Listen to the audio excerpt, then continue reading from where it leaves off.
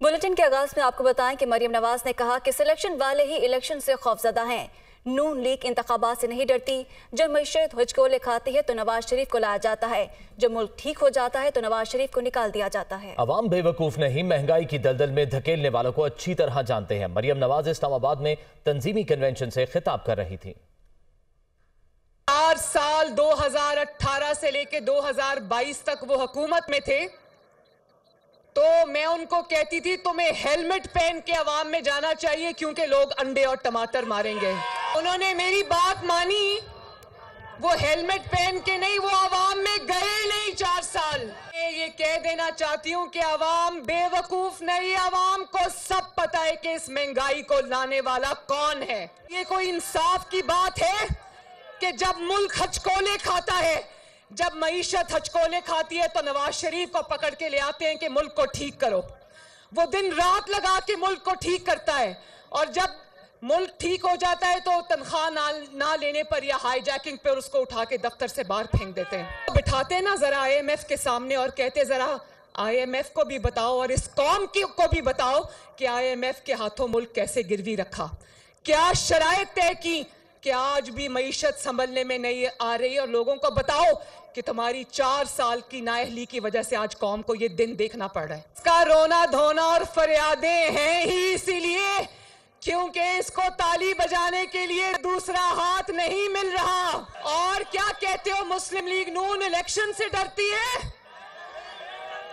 Election से वो डरता है जो सिलेक्ट होकर आया है। इलेक्शन से सिलेक्शन वाले डरते हैं, मुस्लिम लीग नून नहीं डरती। जितने मर्जी प्लास्टर लगा के बैठो, जितने चाहे टांग पे प्लास्टर चढ़ाओ, घड़ी चोरी का भी हिसाब देना पड़ेगा। बाप की कहानी खत्म, साजिशों का दौर खत्म, सिलेक्शन कमेटी खत्म। अवामी मुस्लिम लीग के सरबराह शेख रशीद की थाना मरी में दर्ज मुकदमे में जमानत मंजूर हो गई है। शेख रशीद इस्लामाबाद में दर्ज मुकदमे में जमानत खारिज होने के बायस जेल में ही रहेंगे। मज़ीद तफसीलात के लिए ये रिपोर्ट देखिए। कार्य सरकार में मुदाखलत से मुतालिक केस में साबिक वज़ीर दाखिला शेख रशीद की जमानत की दरख्वास्त पर समाअत जुडिशल मजिस्ट्रेट मोहम्मद जीशान ने की। शेख रशीद के वकला ने जमानत बाद अज़ गिरफ्तारी की दरख्वास्त पर दलाइल में मौक़िफ़ इख्तियार किया कि सियासी बुनियादों पर मुकदमा दर्ज किया गया और सियासी इंतकाम का निशाना बनाया जा रहा है। अदालत से इस्तदा है कि जमानत मंजूर की जाए। अदालत ने वकला के दलाइल मुकम्मल होने पर शेख रशीद की जमानत बाद अज़ गिरफ्तारी की दरख्वास्त मंजूर करते हुए 50,000 के जमानती मचलके जमा करवाने का हुक्म दिया। अदालती हुक्म पर शेख रशीद के जमानती मचलके जमा करवाने पर रोककार जारी कर दी गई है। तहम शेख रशीद इस्लामाबाद में दर्ज मुकदमे में जमानत खारिज होने के बायस जेल में ही रहेंगे।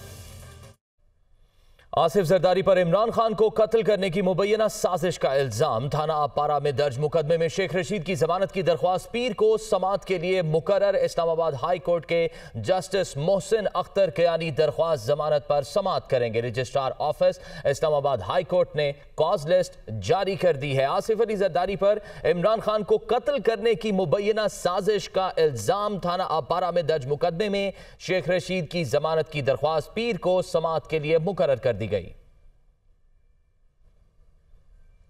इमरान खान की जानिब से ख्वाजा आसिफ के खिलाफ हत्या की इज्जत का केस। शौकत खानम हॉस्पिटल के $3 मिलियन सरमायाकारी के लिए इस्तेमाल किए।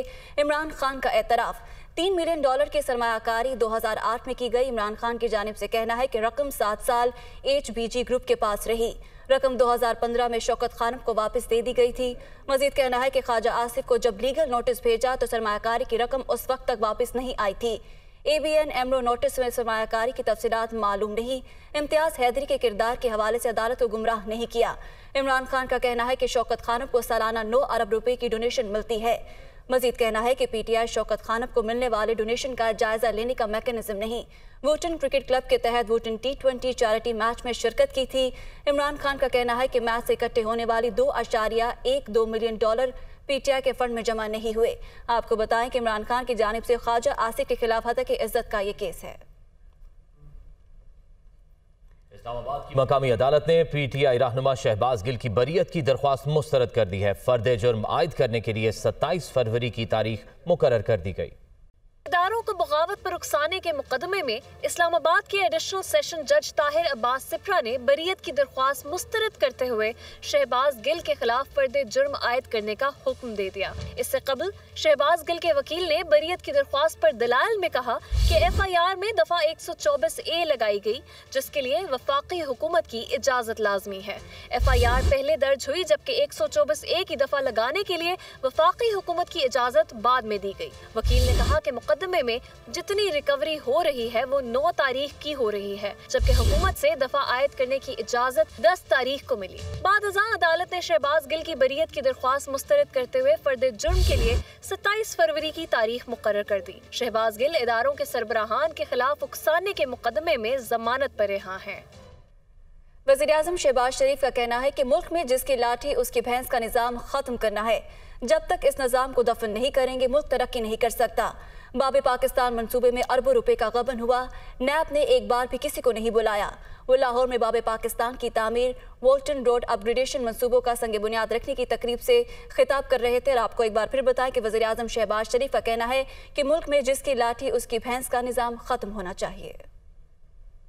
जिसकी लाठी उसकी भैंस, जब तक इस निजाम को हम मिलकर दफन नहीं करेंगे ये मुल्क आगे चलकर तरक्की और खुशहाली से हमकिनार नहीं हो सकता। नैब के अकूबत खाने में कोई ना जाए, क्योंकि वहां पर जो नाइंसाफी रवा रखी गई, जहां पर इंसाफ का, जहां पर वो कत्लेआम हुआ पिछले अदवार में, तो दुश्मन भी नैब के अकूबत खाने में ना जाए। बेगुनाह लोगों को, उनको तो चुन चुन कर दीवार से लगाया गया और उनको नैब के अकूबत खानों में उनको भिजवाया गया।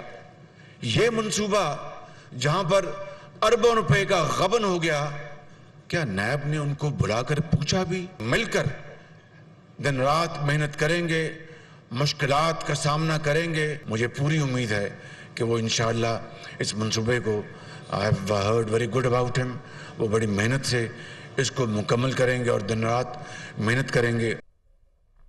और यहां पर आपको बताएं कि FIA ने पाकिस्तान तहरीक इंसाफ के सेनेटर शौकत तरीन के खिलाफ कानूनी कार्रवाई शुरू करने का फैसला कर लिया है।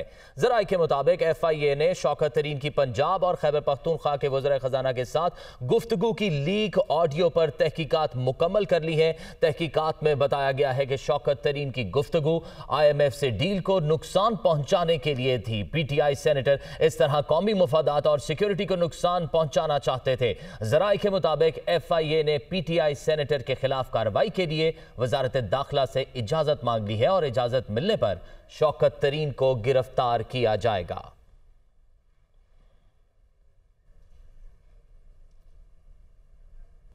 बराह रास्त आपको कराची लिए चलेंगे। गवर्नर सिंध और MQM के रहनुमाओं की मीडिया से इस वक्त गुफ्तगू जारी है। मौजूद हैं, दुनिया भर से उन्होंने पार्टिसिपेट किया है।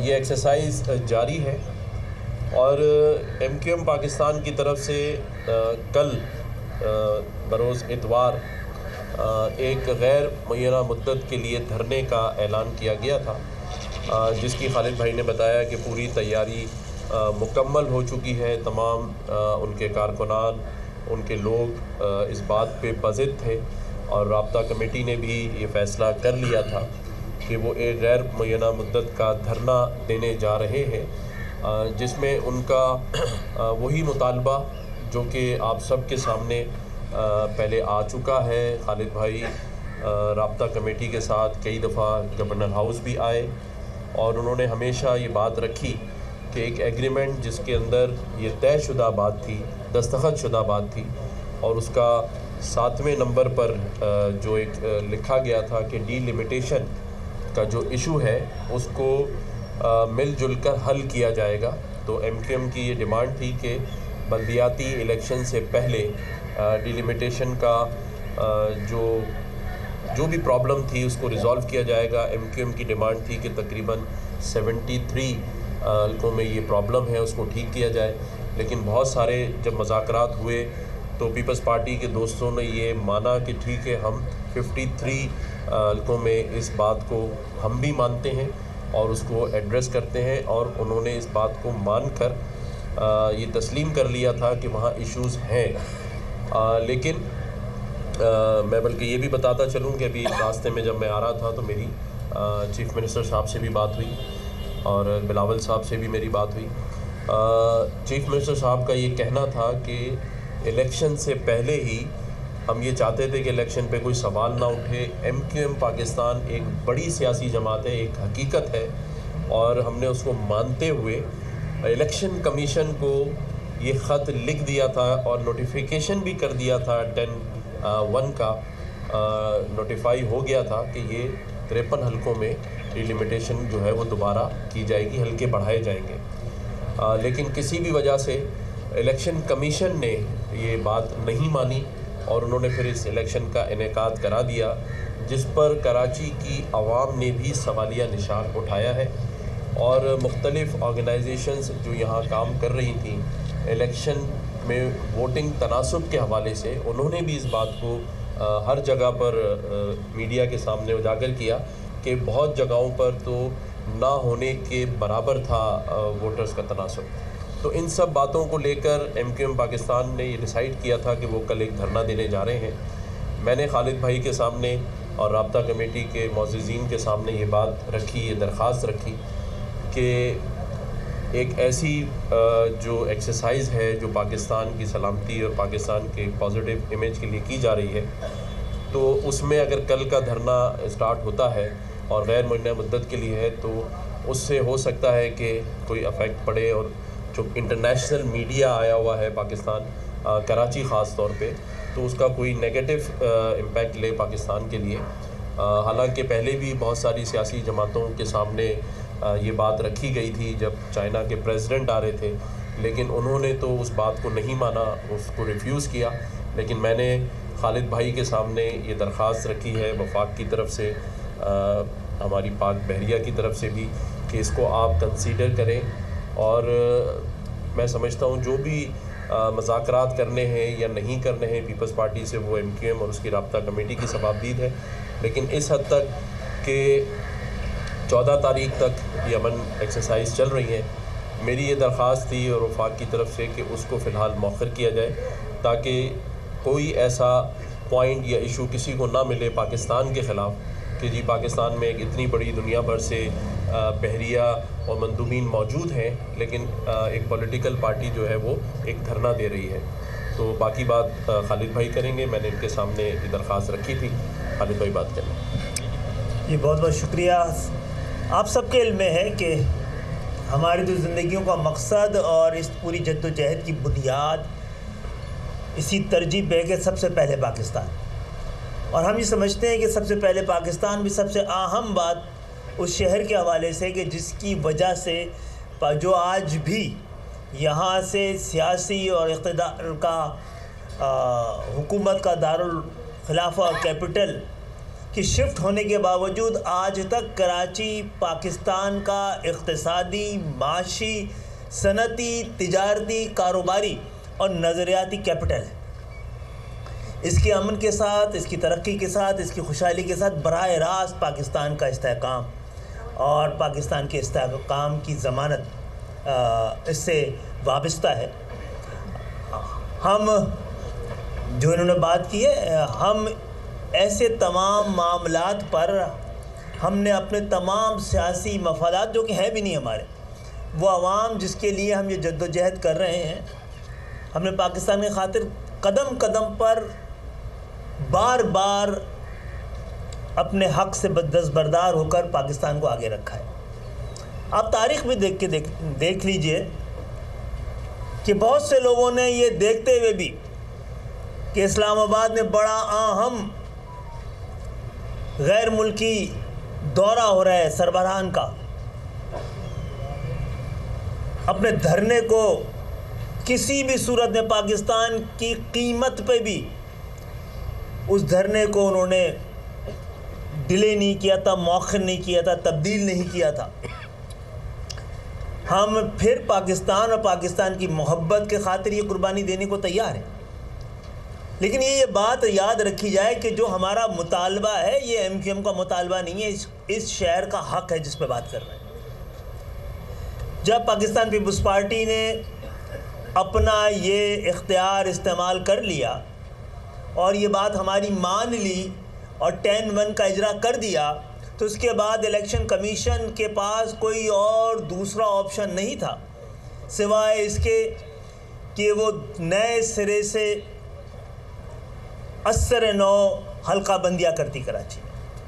हमारी ये बात भी मानकर ये हमारा मौक़िफ़ दुरुस्त, election commission, supreme court, high court, किसी ने भी हमारे इस मौक़िफ़ को गलत नहीं साबित किया है। ये गलत नहीं करार दिया है कि कराची में जो यूसी की हल्का बंदियाँ हुई हैं, बल्दियाती हल्का बंदी हुई हैं, वो बदनियानती भी थी, वो थी मबनी, वो गलती हुई है या जानबूझ करके की गई है। कराची की मौजूदा जो आबादी डिक्लेयर की गई है उस लिहाज से कम 103 से 110 यूसी कम किए, और जब मज़ाकरात हुए तो हमने कहा कि बॉटम लाइन ये है कि आपको कम से कम 73 सीटें, 73 यूसी की हल्का बंदियों में के ज़रिए इसमें इजाफ़ा किया जाना चाहिए। पाकिस्तान पीपल्स पार्टी ने 53 तक के लिए तैयारी कर ली थी, इंतखाबात करा दिए गए। इसके बावजूद वो इंतखाबात जो हर लिहाज से गैर कानूनी, गैर आइनी थे, इलेक्शन कमीशन के तमाम जो उसके कवानीन है उसके ख़िलाफ़ थे, जो कौमी आइन के ख़िलाफ़ थे। तो हम उसके बावजूद अगर हमने हमारा मकसद इस मुतालबे के पीछे अपना मेयर लाना होता तो इस इंतखाबात के बाद हम इस मुतालबे को दोहराते नहीं। हमारा ये मुतालबा कराची का हक़ कराची को वापस दिलाने के लिए था। हैदराबाद कराची में डिस्ट्रिक्ट काउंसिल्स को ज़बरदस्ती शामिल कर दिया गया, पूरे सिंध में कहीं नहीं किया गया। तो आप ये नहीं कह सकते कि इंतज़ामी ज़रूरत थी, ये किसी की सियासी ज़रूरत हो सकती है। तो इसीलिए हमने ये मुतालबा दोबारा रखा था, इस पर बात भी की थी। संजीदगी नहीं देखकर तो हमें ये एक इंतहाई इक़दाम उठाना पड़ रहा था। हम आपकी ये बात मान भी लें तो हम इस अपने मुतालबे से पीछे हटने को तैयार नहीं हैं। और ये कदम जो हमने उठाया इंतहाई बहुत मजबूरी में उठाया था। हम इस शहर में धरना देना अगर किसी का सबसे ज़्यादा हक़ है तो हमारा ही है, लेकिन हमने इस हक़ को सबसे कम इस्तेमाल किया है। हम आपके कहने पे अभी राब्ता कमेटी बैठेगी, इंशाअल्लाह ताला। हमने कभी भी वफाक को और इदारों को, कौम की सलामती को, कौम की ज़रूरत और मफाद पर को ही तरजीह दी है, अपने सियासी ज़रूरियात को नहीं, अपने नारों को नहीं। हम आपकी बात इंशाअल्लाह ताला राब्ता कमेटी आज बैठ के इसकी कोई ना कोई शक्ल निकालेगी, लेकिन ये बात बड़ी वजाहत से वफाक तक भी, इदारों तक भी, रियासत तक भी, पाकिस्तान के हुक्मरानों तक भी, वफाकी हुकूमत तक भी, सूबाई हुकूमत तक पहुँचनी चाहिए कि इस मुतालबे से दस्तबरदारी किसी तौर पे भी मुमकिन नहीं है। इलेक्शन में तो हमने कर दी थी दस्तबरदारी, और आज नहीं तो कल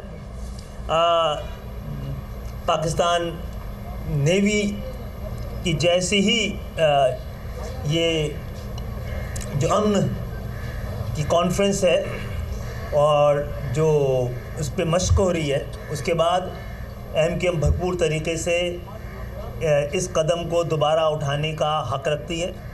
इसकी तारीख़ का हम फ़ैसला कर लेंगे।